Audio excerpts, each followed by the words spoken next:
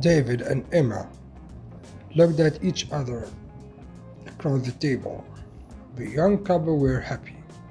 The food was delicious. The light from the candles was soft and the music was perfect. David looked at Emma's beautiful smile. All the pain of his last breakup disappeared. All these doubts and fears about love had gone. His hand reached out and touched hers. "I want to ask you something." David searched her eyes. Did she guess what was coming? Her smile made him feel brave. She held his hand. "Don't worry, wherever it is, I will probably say yes."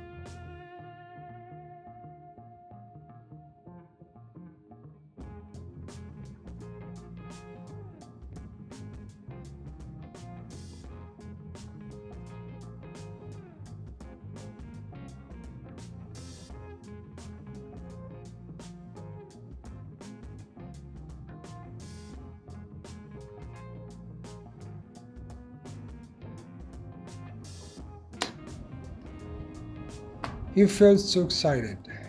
He was about to ask the most important question of his life. From the corner of the restaurant, a strange man watched them. He sat very still at his table. He held the menu, but he wasn't reading it. Instead, his cold eyes looked only at the young couple. Back at their table, David suddenly felt nervous.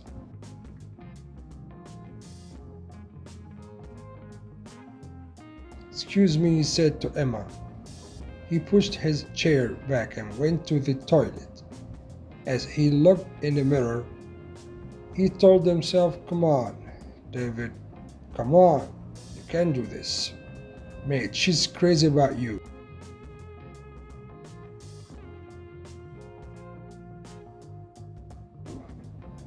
Feeling ready, he went out of the bathroom.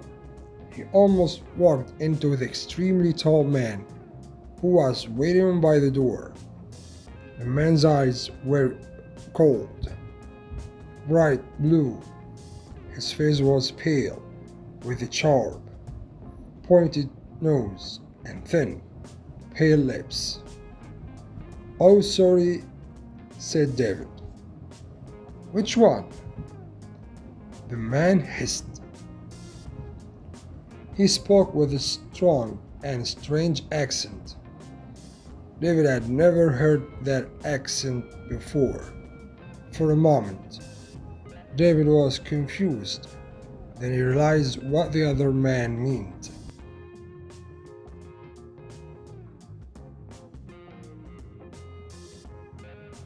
"Oh, this one?"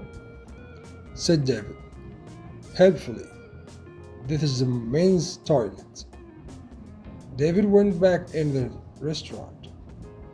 He reached for the ring in a box in his pocket.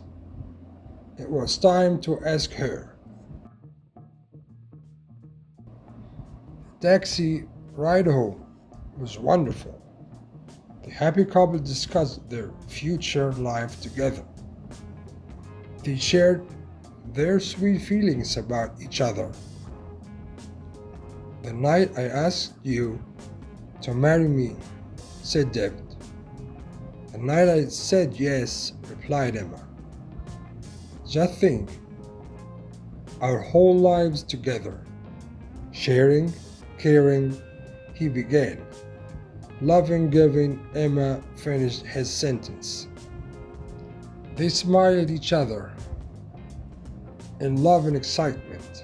"You're so wonderful," said David.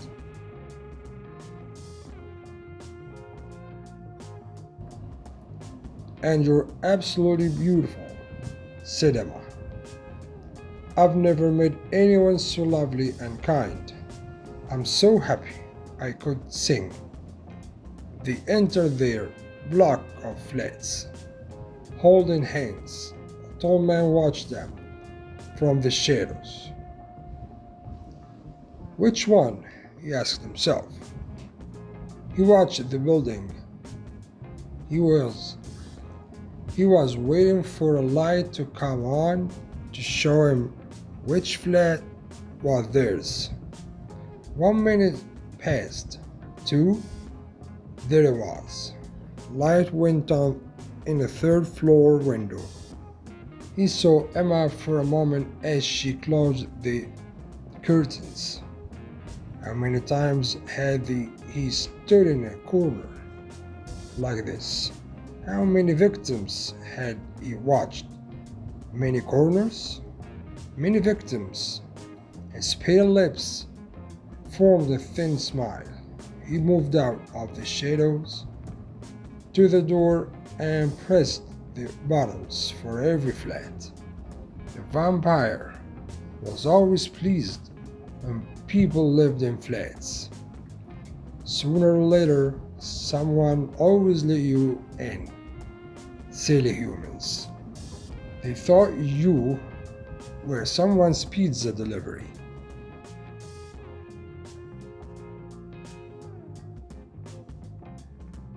It was a kind of innovation, and that was all he needed to enter a home.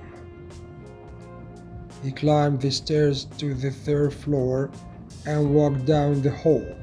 He didn't make a sound. He could hear the young couple laughing and talking. He put his ear against the door. He could hear what they were saying, and he was happy. Young love made the sweetest blood. It was so full of life and energy. I feel as if I'm in a film, she was saying. More like a dream, he replied. Yes, a dream? How lucky we are.